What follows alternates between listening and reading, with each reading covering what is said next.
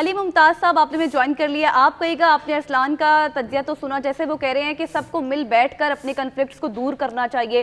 تو اب P D M جو کہہ رہی ہے کہ نہیں, بیشک عمران خان روئیں چیخیں, معاملات نہیں ہم طے کریں گے, نہیں بیٹھیں گے, نہیں ہوگی بات چیت, یہ درست فیصلہ ہے؟ دیکھیں, ارسلان نے جو کچھ کہا آپ کے سوال کے جواب میں, اس میں آخری والی بات سے میں صرف اتفاق کرتا ہوں, اور وہ یہ کہ عمران خان صاحب جب سمجھوتے کی بات کر رہے ہیں یا مل بیٹھ کر بات کرنے کی بات کر رہے ہیں تو وہ ڈیفینیٹلی پی ڈی ایم کے حوالے سے بات نہیں کر رہے ہیں. جہاں تک بات ہے مولانا فضل الرحمان صاحب کی, تو واقعی مولانا فضل الرحمان صاحب کی جو گفتگو کی اہمیت ہے وہ اب اس طریقے سے نہیں رہی ہے, نہ بلاول بھٹو زرداری صاحب کی رہی ہے, نہ آصف علی زرداری صاحب کی رہی ہے. میں کیوں کہہ رہا ہوں؟ میں اس وجہ سے کہہ رہا ہوں کہ پچھلے 10 ماہ میں اگر آپ جائزہ لیں کہ ملک کے ساتھ ہوا کیا ہے, ملک کی معیشت کے ساتھ ہوا کیا ہے.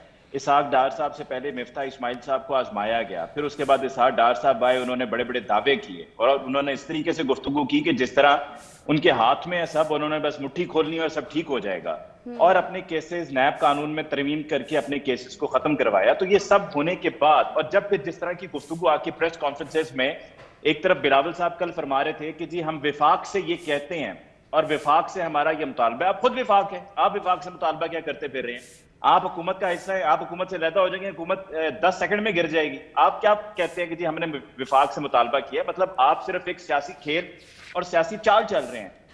اور اگر آپ کہتے ہیں جی مولانا فضل الرحمان صاحب کا بھی ایک ووٹ بینک ہے, 70-80 ہزار اگر ووٹ ملتا ہے پی ٹی آئی کو, تو 40 ہزار, 50 ہزار, 60 ہزار, 70 ہزار ان کو بھی ملتا ہے. تو دیکھیں آخر میں جب مقابلہ ہوتا ہے نا, تو جو کامیاب پاتا ہے اسی کی کامیابی کو گنا جاتا ہے. جب میچ ہو رہا ہو تو دونوں ٹیمیں سکور کرتی ہیں, ایک کم کرتی ہے ایک زیادہ کرتی ہے, جو کم کرتی ہے وہ فارغ ہو جاتی ہے, جو زیادہ کرتی ہے وہ جیت جاتی ہے. تو ابھی جو پاپولر پولیٹیکل پارٹی ہے ملک میں وہ صرف ایک ہی ہے, اور وہ popular political party Pakistan Tehreek Insaf ہے. اور اس پاپولر پولیٹیکل پارٹی کو اگر آپ کی اجازت سے قطع کلامی کر جی سکوں, تو کیا 60 ہزار کی کوئی وقت کوئی اہمیت نہیں ہے؟ صرف یہ بتا دیں. جی ضرور.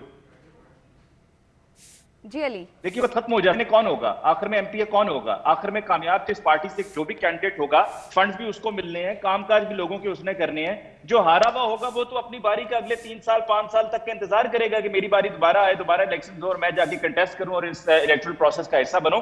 اس کے 60 ہزار ووٹ فارغ ہو جائیں گے, وہ کسی کھاتے میں نہیں آئیں گے, بلکہ اس کو بھی ڈالے ہوئے جو ووٹ ہے وہ بعد میں جا کر اسی کو جس نے 70-80 ہزار لے کے کامیابی حاصل کی ہوگی اسی سے اپنے کام کاج کہہ رہے ہوں گے, جو بھی اس کے معمولی کام کاج ہوں گے, کبھی پٹواری کا کام ہوگا, کبھی تحصیلدار کا کام ہوگا, کبھی کسی تھانے کا کام ہوگا.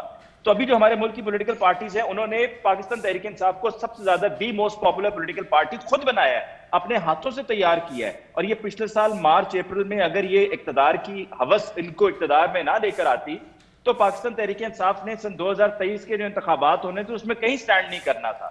اور اب جو موجودہ صورتحال ہے اس میں پی ڈی ایم کا یہ کہنا کہ ہم سمجھوتا نہیں کریں گے, مریم اورنگزیب صاحبہ کا یہ کہنا کہ ہم بیٹھ کر بات نہیں کریں گے, وہ کہنا ان کا بالکل ٹھیک ہے. کیوں؟ کیونکہ عمران خان صاحب سے اگر بیٹھ کر بات کریں گے تو بات یہی ہوگی, 1 پوائنٹ ایجنڈا ہوگا الیکشنز کا. الیکشنز میں پی ڈی ایم نے جانا نہیں. پی ڈی ایم اگر الیکشنز میں چلی گئی تو ان کو اتنی بری طرح سے وہ پچھاڑے جائیں گے, اتنی ان کو بری طرح سے شکست کا سامنا کرنا پڑے گا کہ شاید اس کے بارے میں انہوں نے نہ کبھی سوچا تھا, لیکن اب ان کو نظر آ